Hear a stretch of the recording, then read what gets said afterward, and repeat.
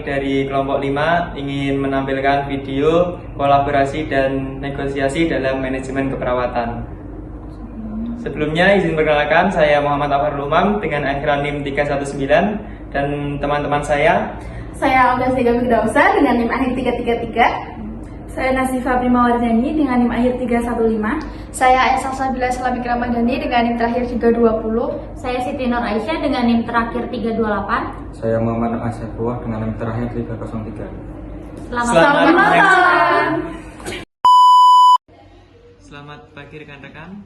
Kita bahas pasien Bapak D di kamar 305. Pasien masih kesulitan makan dan belum banyak bergerak. Jadi kita perlu intervensi terpadu. Saya minta update terbaru dari masing-masing profesi. Pasien tampak lemas, makannya hanya 3-4 sendok saja. Tanda-tanda vitalnya stabil, cuman kurang bersemangat dan termotivasi.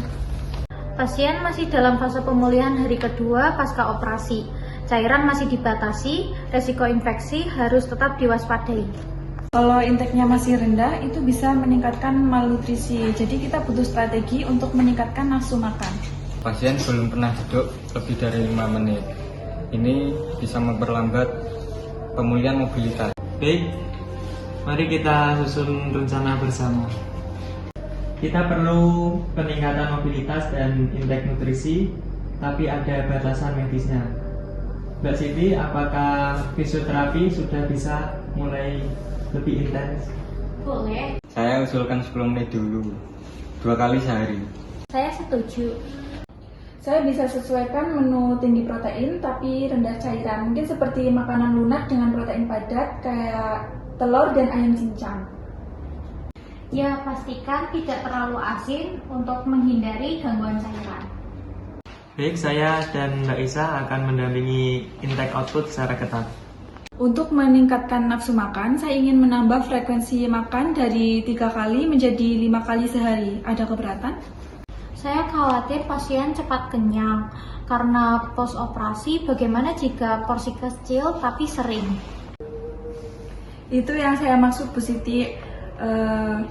Saya ingin memastikan kita selaras. Baik, kita sepakati 5 kali makan kecil plus 1 snack berprotein. Saya perlu latihan duduk di tepi tempat tidur, tapi pasien masih takut sakit. Saya butuh pendamping perawat untuk edukasi psikologis. Baik, saya tugaskan Mbak Islamik untuk mendampingi setiap sesi. Apakah Mbak Islamik setuju? Siap Pak, saya akan memberikan teknik pernafasan untuk membantu meredakan rasa nyeri.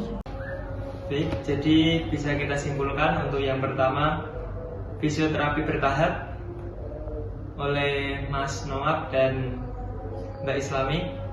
Yang kedua, diet tinggi protein rendah cairan oleh Mbak Prima. Yang ketiga, mentoring medis ketat oleh Mbak Siti. Dan yang keempat, motivasi dan edukasi oleh perawat. Apakah semuanya oke? Permisi.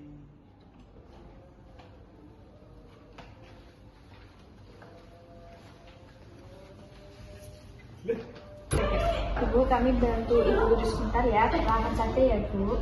Ayo Bu, saya bantu pegangin dulu ya. 1, 2. Sudah menyiapkan makanan yang lebih mudah dimakan, mari kita coba sedikit ya. Tanda vital stabil, lanjutkan intervensi Ji. Oke, good job guys. Baik, kolaborasi hari ini berjalan dengan baik. Pasien mulai duduk dan intake meningkat. Kita perlu evaluasi besok untuk penyelesaian rencana. Baik, saya nanti akan cek respon pasien terhadap menu barunya. Besok kita coba tambah durasi mobilitas ya. Saya siap mendampingi dan pantau ketat motivasi pasien. Kita pastikan pemulihan berjalan aman. Great teamwork! Terima kasih, ini adalah contoh nyata dalam praktik manajemen keperawatan dalam kolaborasi dan negosiasi. Mari kita terus tingkatkan mutu layanan untuk pasien.